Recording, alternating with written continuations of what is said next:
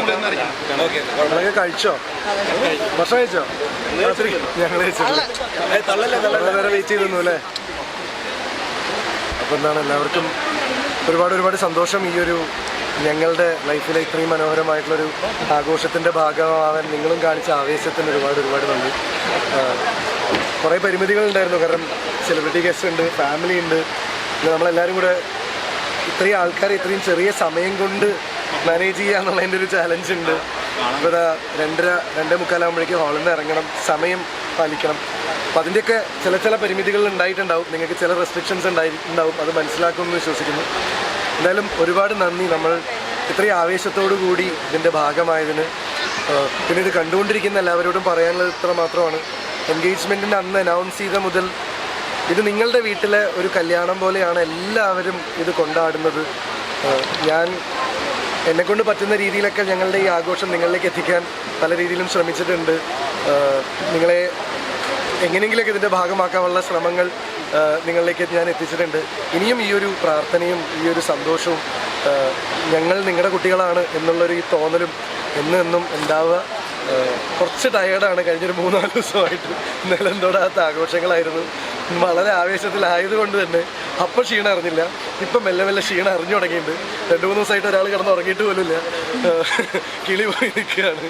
അപ്പോൾ പക്ഷേ ഇതിൻ്റെയൊക്കെ ഇടയിലാണെങ്കിൽ എല്ലാവരും വരുന്നു, എല്ലാവരും സ്നേഹം കാണുമ്പോൾ ആ ആവേശം ഒരു എനർജി തരുന്നുണ്ട്. അപ്പോൾ താങ്ക് യു സോ മച്ച് ഗോപികയുടെ ഫാൻസ്, എൻ്റെ ഫാൻസ്, ഞങ്ങളുടെ ഫ്രണ്ട്സ്, ഞങ്ങളുടെ family, thank you so much. പിന്നെ ഒരുപാട് സന്തോഷം തോന്നിയ തൃശ്ശൂർ പോലൊരു സ്ഥലത്ത് രാവിലത്തെ ഒരു ഫംഗ്ഷന് വേണ്ടി ഇത്രയധികം നമ്മുടെ സുഹൃത്തുക്കൾ കൊച്ചിയിൽ നിന്നും തിരുവനന്തപുരത്ത് നിന്നും അവിടെ നിന്നൊക്കെ വന്നു എന്നുള്ളത് തന്നെ വലിയൊരു അനുഗ്രഹമാവുന്നു. അതെനിക്ക് വളരെ സന്തോഷം തോന്നിയ കാര്യം. അവരുടെ ഷൂട്ടും ഇനോഗ്രേഷൻസും പരിപാടികളൊക്കെ മാറ്റി വെച്ചൊരു ഞായറാഴ്ച ഇതിൻ്റെ ഭാഗമായ വന്ന സെലിബ്രിറ്റീസിന് 2-3 ദിവസമായിട്ട് ഞങ്ങളുടെ കൂടെ നിൽക്കുന്ന ഞങ്ങളുടെ ഫാമിലിക്ക് കൂടെ നിൽക്കുന്ന സെലിബ്രിറ്റി ഫ്രണ്ട്സ്, ഇത് അവരുടെ സ്വന്തം വീട്ടിലെ പ്രോഗ്രാം പോലെ കൊണ്ടു നടക്കുന്ന friends, and more than that ഞങ്ങളോടൊപ്പം സഞ്ചരിച്ചുകൊണ്ടിരിക്കുന്ന മീഡിയ. ചില സ്ഥലത്ത് നിങ്ങൾക്ക് ലിമിറ്റേഷൻസ് ഉണ്ടായിരുന്നു, അത് മനസ്സിലാക്കി പ്രവർത്തിക്കുന്ന media, and the most important people, ഇതെല്ലാം കണ്ടുകൊണ്ടിരിക്കുന്ന ആളുകൾ, അവർ ഇതിനുവേണ്ടി വെയിറ്റിംഗ് ആണ്. കമൻസും ഒക്കെ വായിക്കുമ്പോൾ ഞങ്ങൾക്ക് കിട്ടുന്ന സന്തോഷം. Thank you so much. ഒരുപാട് സന്തോഷം. ഇപ്പോൾ 2-3 ദിവസമായിട്ട് ഭയങ്കര ഫുൾ ആഘോഷങ്ങളായിരുന്നു. എൻ്റെ സൗണ്ടൊക്കെ പോയി, അപ്പോൾ ഭയങ്കര ടയേർഡാണ്. പിന്നെ ഈ പറഞ്ഞ പോലെ ഇന്ന ടൈമിന് എത്തണം, അതിൻ്റെയൊക്കെ ടെൻഷനും കാര്യങ്ങളൊക്കെ ആയിട്ടാണ്. എന്നാലും ഒരുപാട് സന്തോഷം. എല്ലാവരും ഭക്ഷണമൊക്കെ കഴിച്ചിട്ട് പോകണം. Thank you so much. കല്യാണത്തിന് വിളിച്ച എല്ലാവരും വന്നിരുന്നോ? കല്യാണത്തിന് വിളിച്ച ഒരുവിധം കുറേ ആൾക്കാർക്ക് ഷൂട്ടിൻ്റെ പ്രശ്നങ്ങളും കാര്യങ്ങളൊക്കെ ഉണ്ടായിരുന്നു.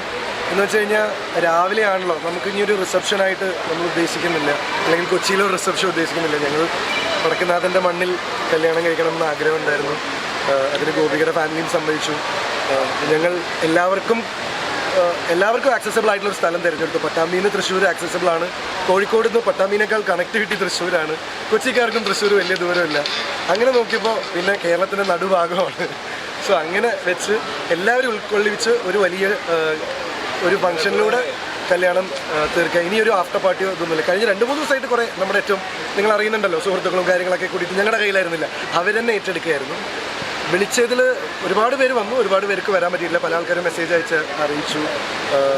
ഇപ്പോൾ കുറേ പേര്, എനിക്ക് തോന്നുന്നു ചാക്കോച്ചൻ, ഉണ്ണിയൊക്കെ എനിക്ക് മെസ്സേജ് അയച്ചു. ലാസ്റ്റ് നിമിഷം വരെ വരണം എന്ന് വിചാരിച്ചു. ഉണ്ണിയുടെ അച്ഛനമ്മയൊക്കെ വന്നെന്ന് തോന്നുന്നു.